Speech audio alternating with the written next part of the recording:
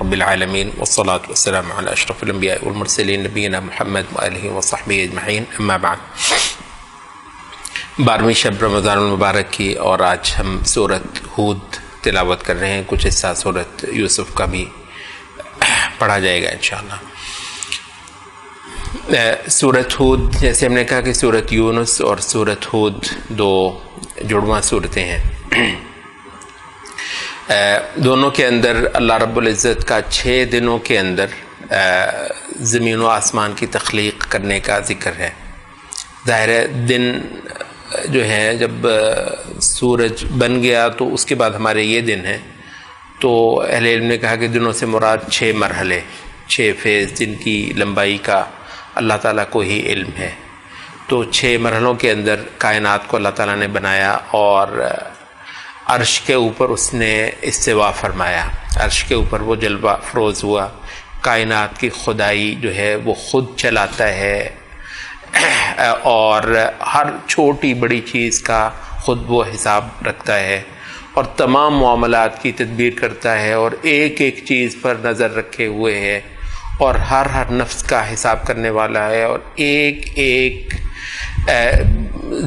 ذی روح کو رزق وہ پہنچانے والا ہے۔ ہر ایک کے رزق کا ذمہ اس نے اٹھایا ہوا ہے۔ یہاں پر یہ ذکر ہے کہ جب اس نے یہ تخلیق فرمائی تو اللہ تعالیٰ کا عرش جو ہے وہ پانی پر تھا۔ سورت کا آغاز ہوتا ہے اللہ تعالیٰ کی عبادت سے، کہ اللہ تعالیٰ کی عبادت کرو اور اس کے ساتھ کسی کو شریک نہ کرو۔ پھر اس کے ساتھ اللہ تعالیٰ سے بخشش مانگنے کا ذکر ہے کہ اس سے اللہ سے بخشش مانگو اور اس کی طرف تائب ہو جاؤ، اس کی طرف لوٹ آؤ۔ تو یہ ہے اب اللہ تعالیٰ کے دیے ہوئے نقشے پر روئے زمین پر اپنی زندگی بسر کرنا، جسے ہم نے کہا کہ خدا کی شروط پر روئے زمین پر رہنا، یہ ایک دعوت تھی، ایک بات تھی جو انبیاء کے ذریعے سے، رسولوں کے ذریعے سے پے در پے انسانوں کو پہنچائی گئی۔ اور اسی کا کہیں پر اس کا مجمل تذکرہ ہوتا ہے، تو کہیں پر بہت تفصیل میں جا کر اس بات کا تذکرہ ہوتا ہے کہ روئے زمین پر اللہ تعالیٰ نے انسانوں کو اپنی شرطوں پر بسایا، اور پھر جہاں جہاں معاملہ ایک خاص حد سے آگے بڑھ گیا وہاں وہاں اللہ تعالیٰ نے ملیا میٹ کر دیا قوموں کو، اور دوبارہ ایسے لوگوں کو کھڑا کیا جو خالص خدائی شروط پر تہذیب کی تعمیر کرتے رہے۔ اچھا، یہاں اللہ تعالیٰ کی جو عبادت ہے اور اللہ تعالیٰ کی بندگی ہے، اس کے 2 پہلو سورۃ ہود کے اندر بیان ہوتے ہیں دوسرے رکوع کے اندر۔ ایک ہے اللہ تعالیٰ کے آگے سپر ڈالنا اس کی تقدیر کے معاملے میں، اور دوسرا ہے اللہ تعالیٰ کے آگے سپر ڈالنا اس کی وحی کی صورت میں، اس کی وحی کی اطاعت اور فرمانبرداری کی صورت میں۔ تو کہتے ہیں کہ ایک ہے قدر اور ایک ہے شرع۔ اچھا، دونوں طرح سے آپ کو خدا کی بندگی کرنی ہوتی ہے، دونوں حوالوں سے۔ قدر میں کیا ہے؟ دکھ سکھ، خوشی غمی، آسودگی خوشحالی، تنگی پریشانیاں مصیبتیں تکلیفیں۔ کیا آپ کا کوئی دن ایسا ہے جو ان چیزوں سے خالی رہا ہو؟ ہر لمحہ یا آپ سکھ میں ہیں یا دکھ میں ہیں، یا پھر ملا جلا معاملہ ہے۔ اچھا، بہت ساری خلقت جو ہے اس کے لیے بس یہ سہنے کی بات ہے، نہیں، سہنے کی تو بات ہے، مگر یہ وہ چیز ہے جس کے اندر آپ اللہ کی عبادت کرتے ہیں۔ اس کو مس مت کیجیے۔ دیکھیے، جو مشکل آتی ہے ہندو بھی ظاہر اس کو جھیلتا ہی ہے، یا کیا خیال نہیں جھیلتا؟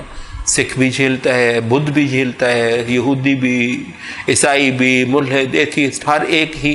اور جو خوشی آتی ہے ہر ایک ہی اس کو انجوائے کرتا ہے۔ اس خوشی اور غمی کے اندر خدا کی تقدیر کو محسوس کرنا، اور اگر سکھ ہے تو اس پر جو ہے مسلسل اللہ کا شکر کرنا، اور وہ جو کچھ ملا اس کو اپنا نہ جاننا، کہ مطلب یہ یوں نہیں ہو گیا، اتنا بڑا کفر ہے یہ۔ اور آپ دیکھیے تھوک کے حساب سے خلقت کفر کرتی ہے، واقعات بس ہو جاتے ہیں۔ خدا کے بندے، کس نے کہا کہ واقعات ہو جاتے ہیں؟ واقعات کسی کے کرنے سے ہوتے ہیں، اور اس کے ایک واقعے کے اندر اور پھر مجموعی واقعات کی ترتیب کے اندر اس کی حکمت اور دانائی کا فرما ہے، اور بے شمار مقاصد ہیں اس سے. تو جو ملا تو اس کے اندر مسلسل خدا کی تعریف، مسلسل اس کا شکر، مسلسل اس کا احسان ماننا. ٹھیک ہے، تو یہ ہے. اور جو پھر کوئی مشکل، تنگی، پریشانی، یہ بھی ظاہر ساتھ ساتھ چلتا ہے. ان تمام چیزوں پر صبر کہ یہ خدا کا فیصلہ ہے اور وہ مجھے آزمانا چاہتا ہے. تو یہ پہلو کون سا ہوا؟ اس کو ہم نے کہا یہ شرع کی بات نہیں ہے، یہ شرع کی بات نہیں ہے، یہ قدر کی بات ہے، یہ تقدیر کی بات ہے. تو یہاں پر سورۃ ہود کے دوسرے رکوع کے اندر اس کا ایک اچھا جو ہے وہ اکاؤنٹ آتا ہے کہ یہ جو خدا کو نہ جاننے والا شخص ہے، جب اس پر رحمتوں کی بارش ہوتی ہے، فضل ہوتا ہے، وہ ان کو کچھ چیز سمجھ بیٹھتا ہے، کہتا ہے میرے تو دلدر دور ہو گئے اور جناب مجھے تو کبھی کوئی پریشانی ہوئی نہیں. وہ بہک جاتا ہے اس پر. اور پھر جب ہاتھ میں آئی ہوئی چیز جو ہے وہ چھوٹتی ہے تو اس قدر مایوس ہوتا ہے، اب تو چلے گی، اب تو آنی نہیں. تو یعنی جب آئی تھی تو اس میں اس نے خدا کی نعمت کا احساس نہیں کیا تھا، جب گئی تو اس میں خدا کے فیصلے کا اس نے ادراک نہیں کیا. الا الذین صبروا وعملوا الصالحات، سوائے کہ وہ لوگ جن کو صبر کرنا سکھایا ہے آسمانی کتابوں نے، آسمانی رسالتوں نے، اور ان کو معلوم ہے کہ ان کی حدود کیا ہے. صبر بنیادی طور پر وہی شخص کرتا ہے جس کو اپنی حدود کا علم ہے اور جس کے پاس فیصلے ہیں اس کے بھی جو اختیارات ہیں اس کو ادراک ہے. تو یہ وہ لوگ ہیں کہ جو ان تمام اعمال کے ذریعے سے خالق کی عبادت اور اطاعت اور بندگی اور اس کے لیے جو ہے نا وہ شکر اور صبر کا وتیرہ اختیار کرتے ہیں. اچھا، دوسرا کیا ہے خدا کے آگے جھکنے اور عبادت کا پہلو؟ وہ ہے وحی. اس کے بارے میں فَلَعَلَّكَ تَارِكٌ بَعْضَ مَا يُوحَىٰ إِلَيْكَ، یہ جو تمہارے ساتھ جو مخالفت ہو رہی ہے، تمہیں اللہ تعالیٰ نے وحی پر ایک کھڑا کیا ہے اور خدا کی عبادت اور اس کے احکام پر عمل کروانا. تو یہ ایسے حالات میں ہوئے کہ مطلب ایسے لگتا ہے کبھی کبھی کہ گویا نبی صلی اللہ علیہ وسلم جو ہیں وہ اس سے اتنے زیادہ پریشان ہو گئے ہیں کہ کیا کچھ حصہ جو ہے اس سے دستبردار ہو جائے گا.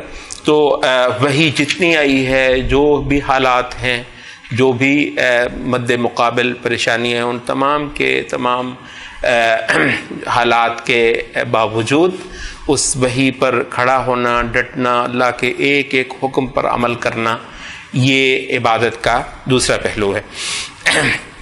اچھا، یہی اسی سورۃ ہود کے اندر آیت نمبر 15 اور 16 جو ہے، اس کو علماء کہتے ہیں کہ یہ شرک فی الارادہ ایک شرکی قسم ہے، وہ یہاں پر بیان ہوئی ہے.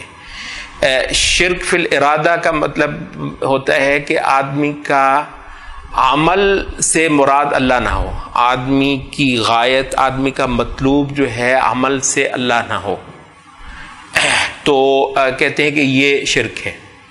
حتیٰ کہ مطلب اس کی ٹائم ہمارے پاس نہیں ہے، اس کو ذرا ایسے ٹچ کرتے ہی ہم چلیں گے. کہتے ہیں اس کا ایک بہت معلوم سا کریکٹر کیا ہے. آپ نے دیکھا ہے کہ ایک آدمی نماز پڑھتا ہے، کہتا ہے کہ اس سے ملازمت مل جاتی ہے، اس سے جو ہے وہ بندے کو روزی اچھی ملتی ہے، نماز پڑھا کرو روزی اچھی ملے گی. نماز، امتحان ہو رہے ہیں، نماز پڑھا کرو، پاس ہونا ہے تو نماز پڑھا کرو. اچھا، یعنی جتنے اعمال ہیں عبادت کے، وہ اس سے یہاں پر روٹی کھانا چاہ رہا ہے، رزق لینا چاہ رہا ہے، امتحان میں پاس ہونا چاہ رہا ہے، ملازمت اچھی حاصل کرنا چاہ رہا ہے، صحت بندے کی ہاتھ پیر چلتے رہیں تو اس کے لیے وہ کر رہے ہیں. تو عبادت میں خدا کو پانا، اس کی بندگی کرنا اور اس کو راضی کرنا اور اس کو خوش کرنا، دور دور سے اس کا کوئی وہ نہیں ہوتا. اور عبادت گزاروں کی خاصی بڑی تعداد ہے. کچھ لوگ ذرا غیر محسوس طور پر، اور کچھ لوگ بہت ہی واضح انداز میں اس کہتے ہیں کہ یہ شرک جو ہے یہ ارادے کا شرک ہے، آپ کی مراد اللہ نہیں ہے. تو جب تک عبادت سے آپ کی مراد اللہ نہ ہو، ریا سے ہٹ کر ہے یہ بات، ریا یہ ہے کہ میں کسی کے دکھاوے کو کچھ کروں، کسی کو متاثر کرنے کے لیے، وہ اور بات ہے، ریا کی بات نہیں کر رہے ہیں. تو عبادت جو ہوتی ہے اس کا کل مطلوب جو ہے وہ اللہ کو پانا اور اللہ تعالیٰ کو خوش کرنا ہے. تو اس کے بارے میں یہ آیات آتی ہیں کہ جو یہ چاہتے ہیں ان کو پھر دنیا میں ہم دے دیتے ہیں، اور اس میں ان کے اندر ساتھ ساتھ بالکل کوئی حق تلفی ان کی نہیں کرتے، کچھ کمی ان کو نہیں رہنے دیتے. لیکن یہ ہے کہ آخرت کے اندر ان کا کوئی حصہ نہیں ہے، خواہ انہوں نے جو بھی اعمال کیے ہوں. وَحَبِطَ مَا صَنَعُوا فِيهَا، جو کچھ انہوں نے کیا تھا وہ سارے کا سارا غارت گیا، اکارت گیا.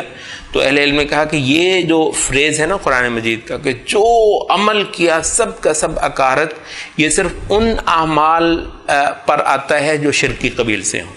کیونکہ جو سادہ گناہ ہیں، کوئی گناہ ایسا نہیں ہے کہ جو باقی سب اعمال کو غارت کروا دے. جو گناہ ہے جتنا بھی بڑا ہے وہ بس خود اسی ہی کی ایک سزا ہے، باقی جو نیکیاں کی تھی سب کی سب غارت گئیں.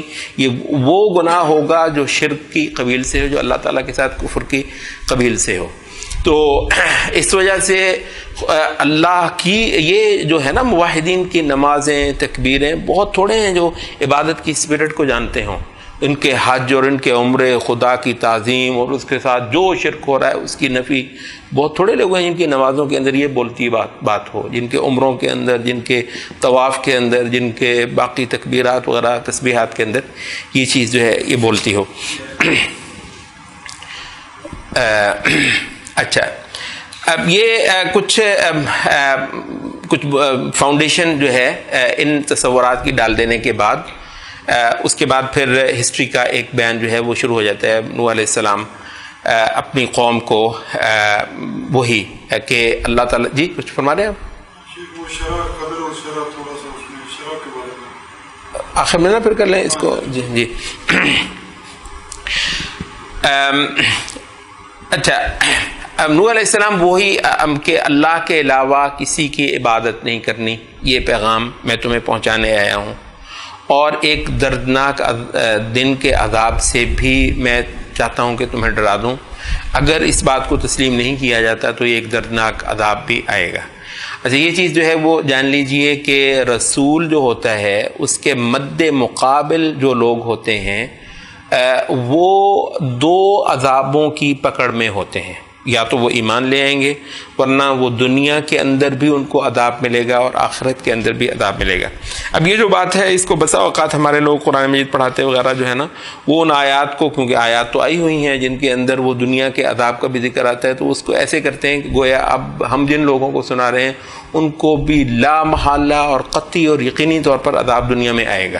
ظاہر ہے کہ ایسا نہیں ہے، بے شمار لوگ، نسلوں کی نسلیں اس عذاب کے بغیر گزر جاتی ہیں جو انبیاء رسولوں کے مد مقابل قوموں پر آتا ہے. تو اس وجہ سے بسا اوقات قرآن مجید کے ان مقامات کو اپنے ماحول اور اپنے معاشرے یا اپنے مد مقابل لوگوں پر فٹ کرنے میں لوگ ایک علمی غلطی کا ارتکاب کر بیٹھتے ہیں. تو یہ جس عذاب سے نوح علیہ السلام ڈرا رہے ہیں دنیا والا، آخرت میں تو ہے. آخرت میں تو ہر بندہ جس نے اللہ کی عبادت کا قلادہ اپنی گردن میں نہیں ڈالا اور غیر اللہ کی عبادت بندگی کا قلادہ اس نے اپنی گردن سے نہیں اتارا، لا محالہ وہ آخرت کے اندر عذاب میں گرفتار ہونے والا ہے. تو لیکن یہ کہ دنیا کے حوالے سے یہ انہی لوگوں پر آئے گا، یعنی قطعی اور یقینی طور پر جو رسولوں کے مد مقابل ہوتے ہیں. تو نوح علیہ السلام نے اس سے ڈرایا. اچھا، یہاں پر ایک خاص بات جو ذکر ہو رہی ہے وہ یہ ہے کہ نوح علیہ السلام کا جو معاشرہ ہے، لگتا ہے وہ شاید وہ پہلا معاشرہ ہو جس کے اندر اونچ نیچ کے تصورات ہیں. کچھ لوگ جو ہیں کمی ہوتے ہیں اس میں، اور کچھ لوگ جو ہوتے ہیں وہ چودھری اور بڑے ہوتے ہیں. یہاں تک کہ وہ کہہ رہے ہیں کہ نوح علیہ السلام پر جو اعتراض ہو رہا ہے اور جو معنی ہے کہ نوح علیہ السلام کے ساتھ یہ بھی ہیں، ایک یہ ہے کہ تیرے ساتھ تو سارے یہ کمی کمین ما اراک تماک الی الذین هم اراذلون بادی الرأی، دیکھنے میں جتنے نیچ ذات لوگ تھے سارے کے سارے یہ تیرے ساتھ پھر رہے ہیں، تو یہ چیز ہمیں تو قبول نہیں ہے، اس وجہ سے ہم تمہارے ساتھ ایمان جو ہے وہ نہیں لاتے ہیں. اچھا، اس کے بعد پھر یہ نوح علیہ السلام اس یہاں پر اپنی ایک عبدیت اور بندگی کا اظہار ان کے سامنے بھی کرتے ہیں. یہ مضمون سورۃ الاعراف کے اندر نبی صلی اللہ علیہ وسلم کے حوالے سے بھی گزرا ہے کہ اے نبی ان کو کہہ دیجئے قل لا اقول لکم عندی خزائن اللہ، صاف ان کو بتا دو کہ میں کوئی آسمانی خزانوں کا مالک نہیں، ولا اعلم الغیب، اور نہ میں غیب کو جاننے والا ہوں، ولا اقول انی ملک، اور نہ میں کو یہ کہتا ہوں کہ میں کوئی فرشتہ ہوں. اچھا، یہ نبی صلی اللہ علیہ وسلم کو بھی کہا گیا سورۃ اعراف میں کہ تم ان کو فرما دو، اور یہاں نوح علیہ السلام کی زبان سے بھی ان کی قوم کو یہ بات کہی جا رہی ہے. یہ بعض سیرت نگاروں نے لکھا کہ یہ انبیاء کی کمال دیانت کی بات ہے، ورنہ آپ کو پتہ ہے کہ انبیاء کے پاس معجزے تو ہوتے ہیں. آپ نے یہ دیکھا ہوگا کہ یہ جتنے روحانی جو ہوتے ہیں، یہ پیر اور لوگوں پر جو ہے وہ اپنا ایک روحانی اقتدار بنانے والے، ادھر ادھر کے کرتب ورتب کر کے کچھ اور کر کے ایک دھاک بٹھاتے ہیں، اور سارا یہ ہوتا کہ میں تمہیں بھسم کر دوں گا. کہتے ہیں یہ کمال دیانت کی بات ہے. نبی کہتا ہے میں کچھ بھی نہیں کر سکتا، مطلب یہ حیرت کی بات ہے. حالانکہ اس کے پاس معجزے ہیں اور کتنے سارے اعمال ایسے ہیں کہ خدائی قوتیں اس کی پشت پر ہیں، اتنے چیزیں اس کے ہاتھ پر پیش آتی ہیں کہ جن سے وہ بھی کچھ بھی نہ بولے. یہ آپ کو پتہ ہے یہ جو مخلوق ہوتی ہے زیادہ تر توہم پرست ہوتی ہے، کچھ بھی نہ بولے تو بس لوگ جو ہے یہی وجہ ہے کہ نبی صلی اللہ علیہ وسلم کہتے ہیں کہ یہ جب نبی صلی اللہ علیہ وسلم کا بیٹا جو ہے ابراہیم بہت پیارا تھا نبی صلی اللہ علیہ وسلم کو، فوت ہو گیا. اچھا، اتفاقاً اسی دن سورج گرہن ہو گیا، اور عربوں میں جو ہے یہ مشہور تھا کہ سورج گرہن جو ہے کسی بڑی شخصیت کے یا تو پیدا ہونے پہ یا فوت ہونے پہ ہوتا ہے. اب مطلب سیرت کے بعد سیرت آج کل جو خاص طور پر ماڈرن مطلب لوگوں کو مخاطب کر کے سیرت کے بعد پہلوؤں کو نمایاں کرتے ہیں، ان میں سے بعد میں اس کو زیادہ پوائنٹ آؤٹ کیا. کہہ رہے ہیں کہ آپ ذرا یہ دیکھیں صرف نبی صلی اللہ علیہ وسلم چپ رہ لیں، مطلب آپ تو ویسے ہی غمگین ہیں اس دن، تو لوگ باتیں کرتے پھر رہے ہیں کہ اچھا جو سورج گرہن ہوا ہے تو یہ نبی صلی اللہ علیہ وسلم کے بیٹے کی وفات کی وجہ سے ہوا. چپ رہ لیں، کچھ کہا تو نہیں ہے نبی صلی اللہ علیہ وسلم. لوگوں کو اکٹھا کیا جمع کہ دیکھو یہ سورج اور چاند اللہ تعالیٰ کی آیتوں میں سے 2 آیت ہیں، نہ یہ کسی کی موت کے لیے گرہن زدہ ہوتے ہیں نہ کسی کی زندگی کے لیے گرہن زدہ ہوتے ہیں. تو پھر جب تم دیکھو تو خدا سے ڈرو اور اس کی تعظیم کرو اور استغفار کرو. سبحان اللہ، مطلب یہ ہے دیانت اور یہ ہے عبدیت نبی کی بندگی. تو نوح علیہ السلام بھی جو ہیں وہ اتنی روحانیت کے عروج پہ ہیں، صاف کہہ رہے ہیں کہ دیکھو میں بالکل بے اختیار شخص ہوں. یہ ہے اصل میں خدا کی توحید. مطلب جب آپ پست ہوں گے خدا کے آگے تو خدا کی بڑائی جو ہے وہ ہوگی. جب آپ نے اپنے اپنے روحانی اقتدار اور آپ نے اپنے دھاک جو ہے بٹھانی ہے اور اپنی جو ہے وہ آپ نے لوگوں پہ روب ڈالنا ہے، تو پھر خدا کی وہ جو بڑائی اور تعظیم ہے وہ تو آپ نہ کر پائے. تو اس کے ساتھ پھر نوح علیہ السلام جو ہے وہ کشتی اللہ تعالیٰ حکم دے دیتا ہے، اپنے ایک بحری جہاز کشتی جو ہے وہ بنانا شروع کرتے ہیں جس پر ڈھیروں مذاق ہوتا ہے. اور نوح علیہ السلام ان کو کہہ رہے ہیں کہ اچھا ٹھیک ہے تم مذاق کر لو، اگر دن آنے والا ہے کہ اس دن ہم مذاق کریں گے تمہارا.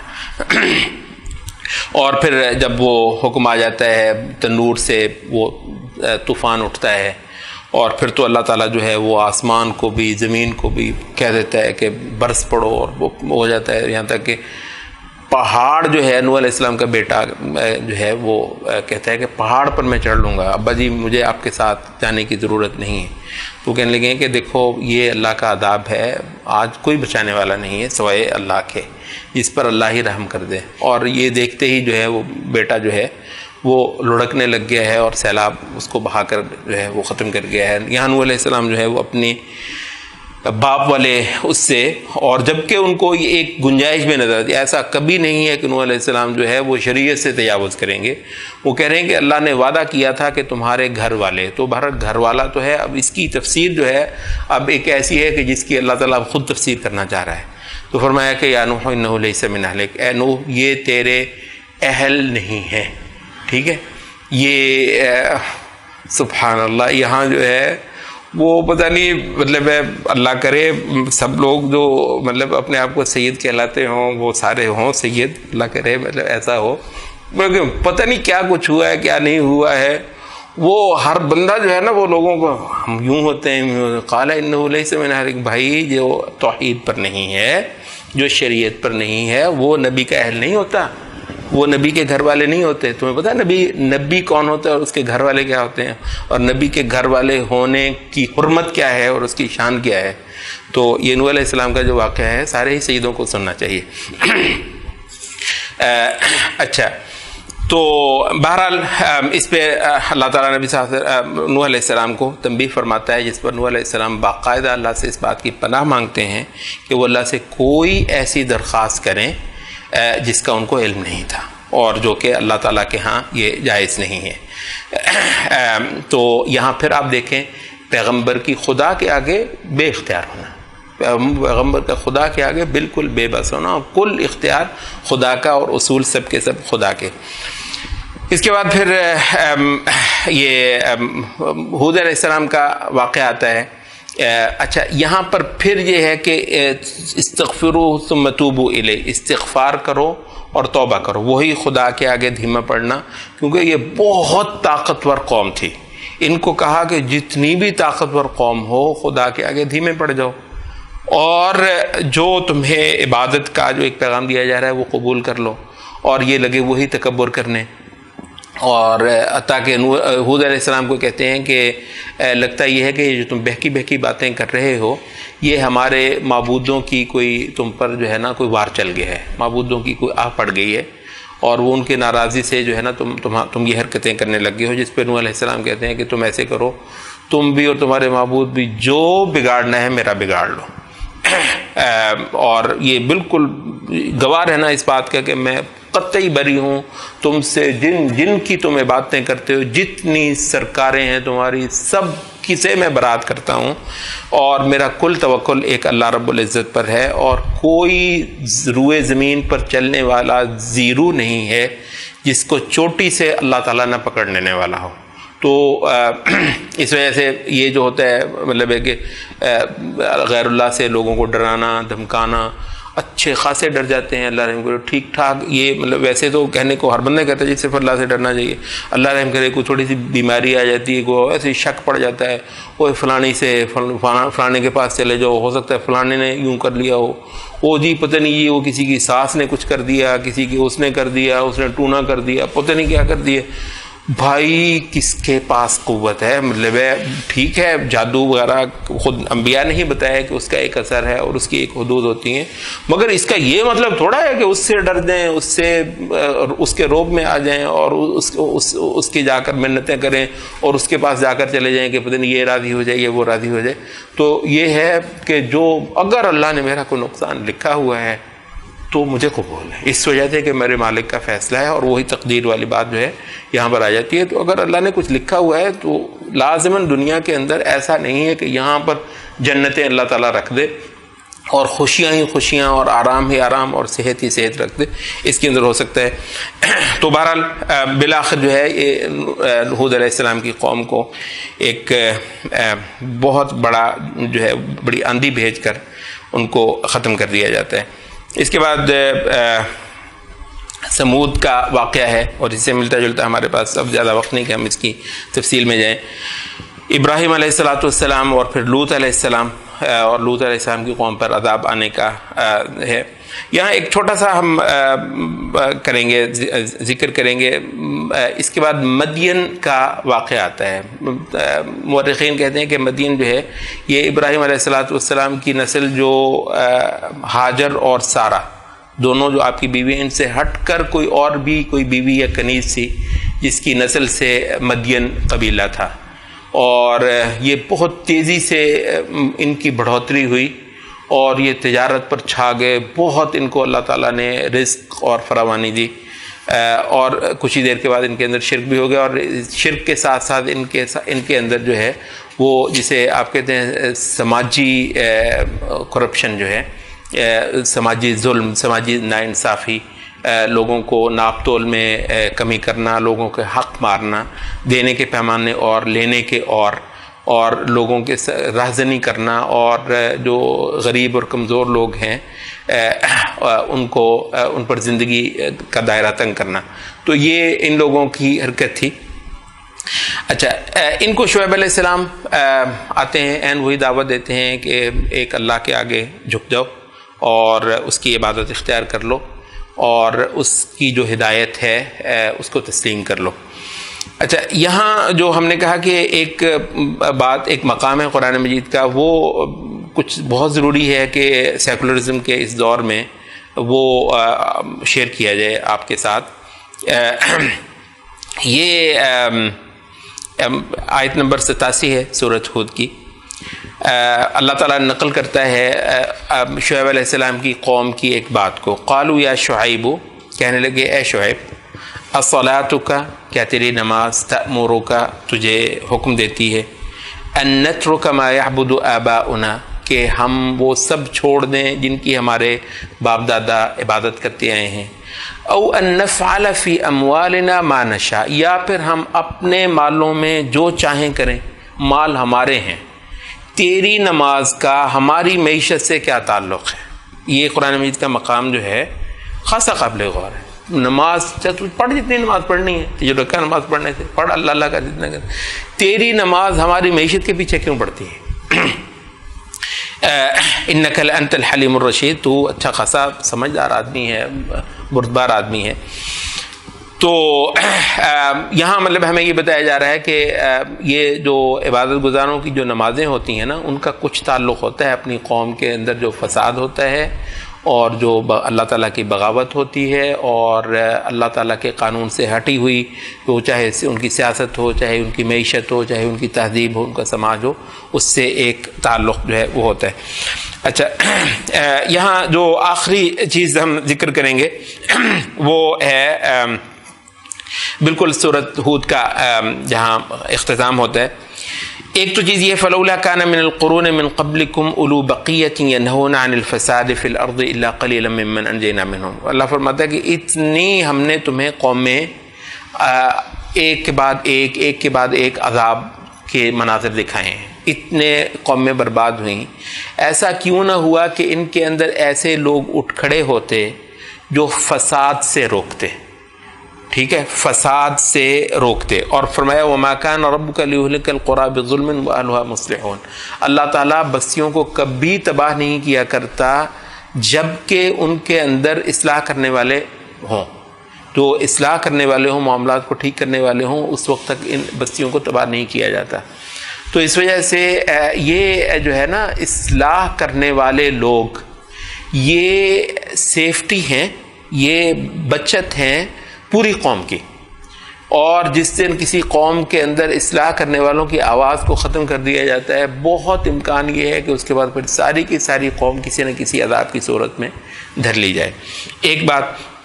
دوسری، اللہ تعالیٰ نے یہاں پر ایک اپنا قاعدہ فرمایا کہ وَلَوْ شَاءَ رَبُّكَ لَجَعَلَ النَّاسَ أُمَّةً وَاحِدَةً، اگر اللہ تعالیٰ چاہتا تو سب انسانوں کو ایک ہی جماعت بنا دیتا، وَلَا يَزَالُونَ مُخْتَلِفِينَ، مگر یہ ہمیشہ ہمیشہ اختلاف کرتے ہی رہیں گے، الا من رحم ربک، سوائے ان لوگوں کے جن پر تیرا رب رحمت فرما دے، وَلِذَلِكَ خَلَقَهُمْ، اور ان کی تخلیق کا مقصد بھی یہ ہے۔ تو انسانوں کے اندر جو ہے یہ اختلاف ہونا، کافر اور مسلمان کا فرق ہونا، یہ جس دن تمام دنیا کافر ہو جائے گی نا، کوئی مسلمان نہیں رہے گا، اس دن قیامت آ جائے گی، ٹھیک ہے۔ اور اگر سب کے سب لوگ جو ہیں وہ مسلمان ہو جائیں، کوئی ایک بھی کافر نہ رہے، تب بھی اس دنیا کی جو ہے نا کوئی ضرورت نہیں رہ جاتی، یہ دنیا پھر بھی نہیں رہتی۔ تو دنیا کے اندر کافر اور مسلمان کا ہونا یہ رہے گا، کافر کے لیے مسلمان آزمائش ہے، مسلمان کے لیے کافر آزمائش ہے۔ یہ جو اختلاف ہے کفر اور اسلام کا، یہ ایک بالکل سچی صحیح کہانی ہے، یہ چلتی رہے گی، اس پر پریشان نہیں ہونا، اس پر دل نہیں چھوڑنا، اور اپنے فرض کو پورا کرنا ہے، نبھانا ہے۔ کافروں کے ساتھ مسلمان کی نہیں بن سکتی، نہ آج بنے گی، نہ کل بنے گی، نہ آج سے 1000 سال بعد اگر اللہ نے دنیا کو رکھنا ہو تو نہیں بنے گی۔ تو یہ ایک مسلسل جنگ ہے، ایک بالکل صحیح اختلاف ہے، اور یہ اختلاف حق ہے۔ البتہ ان میں کہا کہ ایک فریق وہ ہے کہ جن کو اللہ کی رحمت ملنے والی ہے. آپ یہ اختلاف کریں، یہ اختلاف انشاءاللہ مٹی ڈالنے کا نہیں ہے، اس اختلاف پر مٹی نہیں ڈالنی. مشرکوں کے ساتھ، کافروں کے ساتھ، اللہ کے نافرمانوں کے ساتھ دنیا میں جو اختلاف ہے وہ ایک مبارک اختلاف ہے ہمارے حق میں. ان کے حق میں بربادی ہے، جتنی بربادی ہے ان کے حق میں اتنی اس کے اندر رحمت ہے ہمارے حق میں. یہ اختلاف کرنے میں، اس کو اٹھانا ہے، اس کو اور سے اور جو ہے نمایاں کرنا ہے، اس کو اور سے اور زندہ کرنا ہے. جتنا اس اختلاف کو زندہ کریں گے اتنا یہ ہماری زندگی ہے اور اتنی انشاءاللہ اس کے اندر ہماری رحمت ہے. یہاں فرمایا کہ الا من رحم ربک ولذلک خلقہم، سوائے ان لوگوں کے جن پر اللہ نے رحمت فرمانی ہے اور خاص اسی مقصد کے لیے ان لوگوں کو پیدا کیا. یہ اختلاف کرنا باقاعدہ مقصود ہے. ٹھیک ہے، ابلیس کے لشکروں کا جو ہے وہ انبیاء کے لشکروں کے ساتھ. سبحانک اللہم.